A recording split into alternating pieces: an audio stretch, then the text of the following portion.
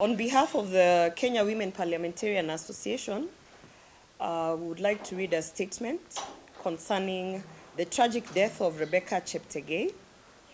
It is with immense sorrow that we have learned of the tragic death of Rebecca Cheptegei, who recently participated in the 2024 Paris Olympics less than a month ago. She was a brilliant athlete, a mother, and a beloved daughter. Rebecca Cheptegei was more than a champion runner. She was a source of inspiration for many young girls, not only in Uganda and Kenya, but throughout East Africa. Her accomplishments, including her participation in the Paris Olympics and winning gold at the World Mountain and Trail Running Championships, stood as a symbol of what hard work, dedication, and resilience can achieve. She showed us what it means to rise above challenges. This heinous act follows a worrying pattern of violence against female athletes in Kenya and East Africa. The killings of Agnes Tirop and Damaris Mutua, both of whom lost their lives at the hands of intimate partners, mirror the horrific circumstances surrounding Rebecca's death. These repeated tragedies make it painfully clear that we are failing to protect our women, and this failure must stop. We strongly condemn this act of domestic violence and demand swift and decisive action by the authorities. We call on law enforcement to thoroughly investigate this crime, ensure that justice is served, and take meaningful steps to protect women from violence, whether in their homes, communities, or workplaces. It is essential that as a society we confront the deeply ingrained culture of gender-based violence and hold perpetrators accountable. No woman should lose her life simply because of her gender or her personal relationships. We urge the government to intensify efforts to address domestic violence through stronger legislation, better protection mechanisms, and widespread community awareness campaigns. Our condolences goes to Rebecca's family, especially the children and her father, who have been left to mourn the loss of a daughter in the most heartfelt of circumstances.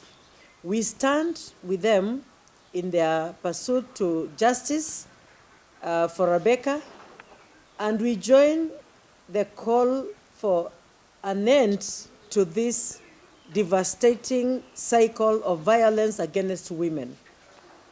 KEWOPA remain steadfast in its commitment to advocating for the safety, rights, and dignity of women across Kenya and beyond. As we continue to uphold the do no harm principle, we will not tire in our mandate to legislate and oversight for laws and policies that address the root cause of gender-based violence, ensuring that no more women are lost to this senseless brutality. I think one of the things that we must stress out is that we can't continue ignoring this kind of violence. We can literally make a list of so many athletes, particularly women, who have been killed because of intimate partner violence. I want to call upon the Ministry of Interior, and I've had this conversation within Parliament and the Ministry of Gender. I want to call upon them to figure out how they can create a special program that should be domiciled under the Ministry of Interior, where we are dealing with these cases of gender-based violence and particularly intimate partner violence swiftly through coordinating of the authorities that are involved. You will find that women are reporting cases in the police station, but the process from the point of reporting to any, maybe even just convictions or even arresting the perpetrators, it is tiresome, it is bureaucratic, and there are so many roadblocks. It is actually time that we are intentional about dealing with the issue of gender-based violence. And my rallying call is literally to the Minister Kithure Kindiki, because he has an opportunity right here to deal with it under a special program, because women of this country cannot continue being ignored. You know, how many athletes till today do we know of whose cases are still pending in court 6, 7, even 10 years later? Yet we know the perpetrators, they are walking around with cash bills, nothing is being done. And these courts that we have, the gender-based courts that we have called upon the Chief Justice to ensure that we have a timeline also. The same way that the small claims courts have a timeline of 6 months.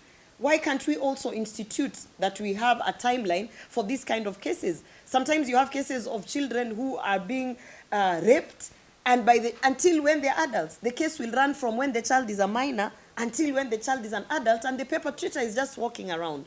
So I think we need to be intentional as a government and as a community in dealing with gender-based violence so that we can stop mainstreaming and making it normal that femicide is something that is normal.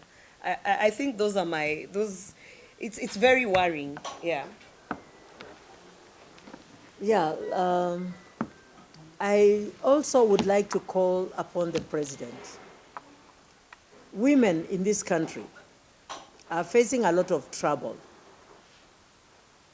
Being killed, being tortured, even on political arenas.